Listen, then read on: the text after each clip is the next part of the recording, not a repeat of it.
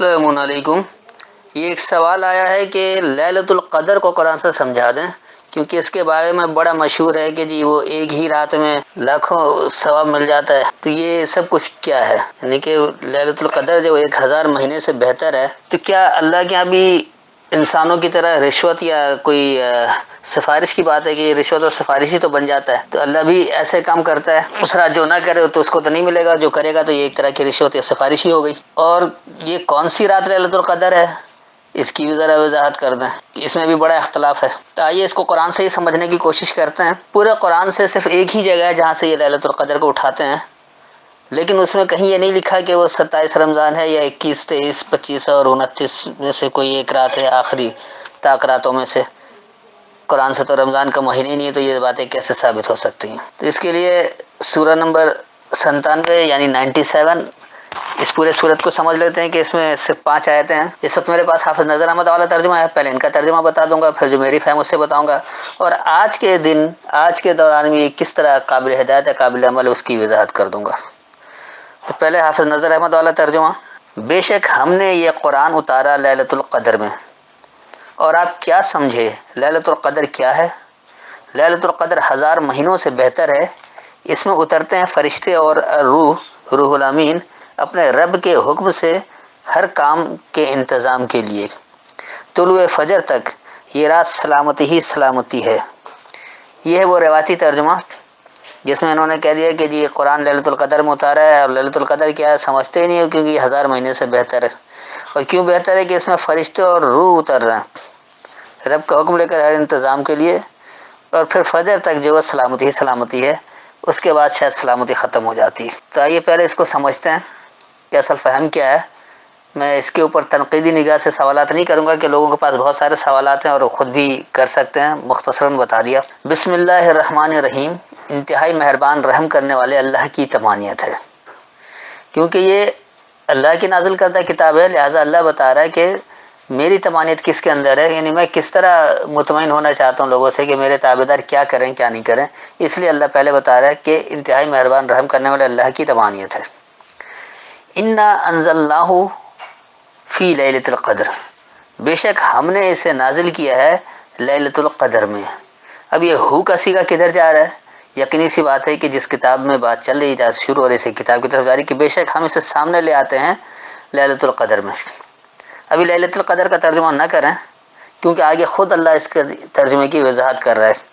اگلی آیت کہہ رہا ہے کہ وما ادراک ما لیلۃ القدر، اور کیا تمہیں ادراک ہے لیلۃ القدر کیا ہے؟ لیلۃ القدر خیر من الف شہر، تو یہ جو لیلۃ القدر ہے بہتر ہے الفت والی صورتحال سے۔ کیوں بہتر ہے؟ اگلی آیت اس کی وضاحت کرے کہ تنزل الملائکۃ، تمہارے سامنے آتی ہے کائناتی قوتیں، والروح فیہا باذن ربہم، اور خاص احکامات اس میں رب کے ضابطے کو، ان کے رب کے ضابطے کو، من کل امر، ہر ایک معاملے میں، سلام، سلامتی ہے، ہیا حتی، وہی یہاں تک کہ مطلع الفجر، جاری ہونے کی اطلاع ہو جائے، یعنی خاص جاری ہونے کی اطلاع ہو جائے۔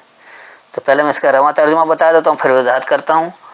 بے شک ہم نے اسے لیلۃ القدر میں نازل کیا ہے، اور تمہیں کیا ادراک ہے لیلۃ القدر کیا ہے؟ لیلۃ القدر الفت والی صورتحال سے بہتر ہے۔ تمہارے سامنے کائناتی قوتیں اور خاص احکامات اس میں ان کے رب کے ضابطے کو آتا ہے، ہر ایک معاملے میں سلامتی ہے، وہی یہاں تک کہ خاص جاری ہونے کی یعنی فجر کی اطلاع ہو جائے۔ تو یہ تو تھا اس کا رواں ترجمہ۔ اب دیکھیے کہ آج کے دن، آج کے دور میں کس طرح یہ قابل عمل ہے، کس طرح قابل ہدایت ہے۔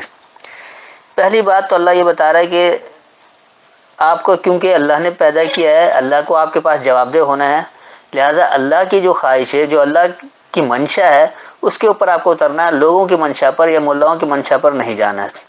جواب دہ اللہ کو ہونا ہے، لہٰذا اللہ کی منشا چلے گی۔ تو اللہ کہہ رہا ہے کہ انتہائی مہربان رحم کرنے والے اللہ کی تمانیت ہے، رحمان اور رحیم اللہ کی تمانیت ہے، کسی اور کی تمانیت کی ہمیں ضرورت نہیں کہ کوئی کس میں مطمئن ہوتا ہے۔ اس کے بعد اللہ کہہ رہا ہے کہ بے شک ہم اسے سامنے لے آئے لیلۃ القدر میں۔ لیلۃ القدر کا بھی اگر صحیح معنوں میں ترجمہ کر لیا جائے، لیل کہتے ہیں تاریکی کو، اس لیے اندھیرے کو بھی کہا جاتا ہے، اور رات کو بھی اس لیے کہا جاتا ہے کہ اس میں روشنی نہیں ہوتی، اس لیے وہ بھی لیل کہلاتا ہے۔ اور قدر کہتے ہیں پیمانے کو، جس طرح اللہ اپنے آپ کو کہتا ہے کہ اللہ کل شیء قدیر، ہر ایک شے پر پیمانہ دینے والا ہے، تو قدر ویلو پیمانہ۔ تو بے شک ہم اسے سامنے لاتے ہیں خاص پیمانہ، تاریکی کے خاص پیمانے میں۔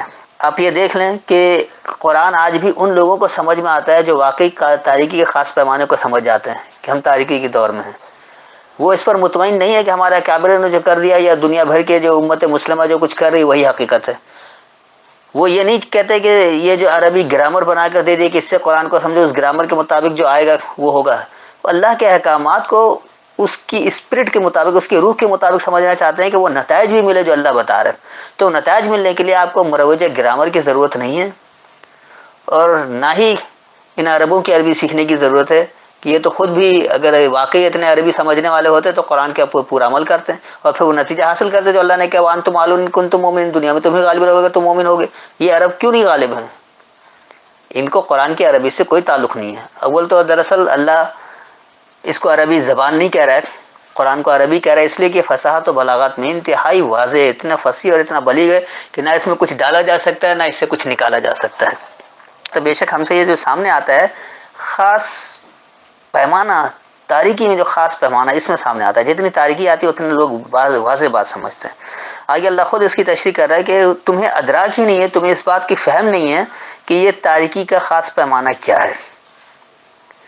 تو تاریکی کا خاص پیمانہ بہتر ہے الفت والی صورتحال سے، الف کہتے ہیں الفت کو، شہر صورتحال کو، تو ایک الفت والی صورتحال سے بہتر ہے یہ تاریکی کا خاص پیمانہ۔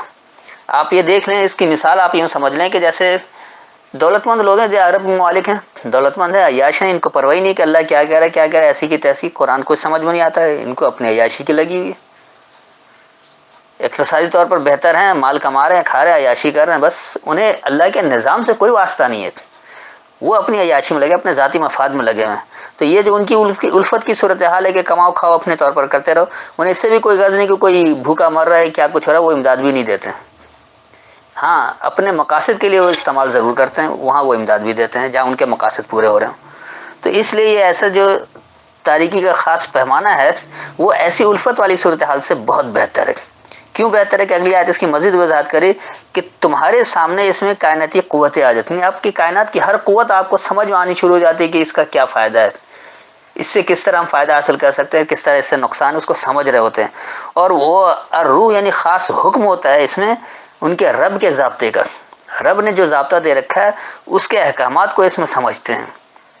اور جب ایسا کرتے ہیں تو یہ کیا ہوتا ہے، کیونکہ من کل امر، ہر ایک معاملے میں وہ اللہ کے احکامات کو اس میں سمجھ رہے ہوتے ہیں، اس سے کائناتی قوتیں ان کے سامنے آ جاتی ہیں، تو پھر ہوتا ہے کیا ہے، سلامتی، پھر سلامتی ہے، ہر طرح کی سلامتی ہے، کیونکہ جتنا وہ کائناتی قوتوں کو سمجھیں گے، اللہ کے حکم کو سمجھیں گے، اللہ کے ضابطے کے مطابق اس پر عمل کریں گے ہر ایک معاملے میں، تو صرف سلامتی ہی ہوگی۔ اور یہ سلامتی کب تک رہے گی، یہاں تک کہ یعنی وہی سلامتی جو ہے وہ کب تک ہے، یہاں تک کہ خاص جاری ہونے کی اطلاع ہو جائے۔ فجر کہتے ہیں جاری ہونے کو، تو الفجر کہتے ہیں خاص جاری ہونے کی اطلاع ہو جائے، مطلع یعنی آپ کو مطلع ہو جائے، اطلاع ہو جائے، آپ اس تاریک پیمانے سے کس طرح اچھے سفر کی طرف جا سکتے ہیں، تاریکی سے کیسے نکل سکتے ہیں، تاریکی کے پیمانے سے کس طرح باہر آ سکتے ہیں، اور پرسکون معاشرہ، اللہ کا نظام، اللہ کے ضابطے کو کس طرح نافذ کر سکتے ہیں، اس کی اطلاع ہو جائے کہ اس کو جاری ہونے کی آپ کو اطلاع ہو جائے کہ سلامتی کیسے جاری ہوگا۔ آج دنیا بھر کے امت مسلمہ کا حال دیکھ لیں، خصوصاً پاکستان کا دیکھ لیں کہ ایٹمی طاقت بھی ہے، سپر پاور، یعنی مسلمانوں کے سپر پاور کہلاتی ہے ایک طرح سے، کہ ایٹمی قوت، واحد ایٹمی قوت ہے، لیکن حال یہ ہے کہ یہ ان سے نظام جاری نہیں ہوتا، ان کو اللہ کے نظام کا پتہ ہی نہیں ہے، کیونکہ انہوں نے مشرکانہ نظام قائم کر رکھا ہے، اللہ کے ضابطے کو سمجھتے نہیں، اپنا اپنا ضابطہ بنا کے دے رکھا ہے، ملاؤں نے الگ اپنا ضابطہ دے رکھا ہے، اللہ کے احکامات سے ان کی کوئی غرض نہیں ہے کہ اللہ کیا حکم دے رہا ہے، اللہ کیا ضابطہ دے رہا ہے، بس ہمارے اکابر نے، ہمارے ملاؤں نے کہہ دیا، ہمارے امام نے کہہ دیا، ہمارے پیشوا نے کہہ دیا، وہی ٹھیک ہے، 1400 سال سے چلا آ رہا، 1500 سال سے چلا آ رہا، لہٰذا یہی ٹھیک ہے۔ آپ خالص قرآن کی بات کر لیں، آپ پر فتوے لگنے شروع ہو جائیں گے۔ اللہ تو اپنے رسول کو فتویٰ دینے کا اختیار نہیں دیا۔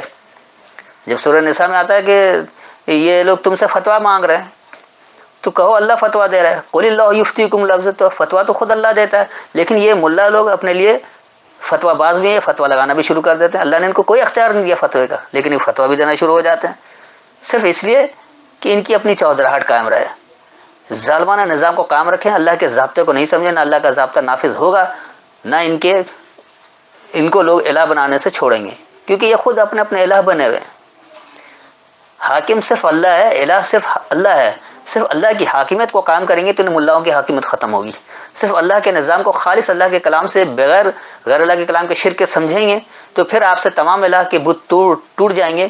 خالص اللہ الہ ہو جائے گا، خالص اللہ آپ کا حاکم ہو جائے گا. پھر آپ کو وہ نتائج ملیں گے جہاں اللہ بتا رہا ہے. تو یاد رکھیں کہ قرآن جو ہے وہ ہمیشہ خاص تاریکی کے پیمانے میں سمجھ میں آتا ہے. جو جتنے تاریکی میں جاتا ہے اس کو زیادہ اچھی طریقے سے سمجھ میں آتا ہے.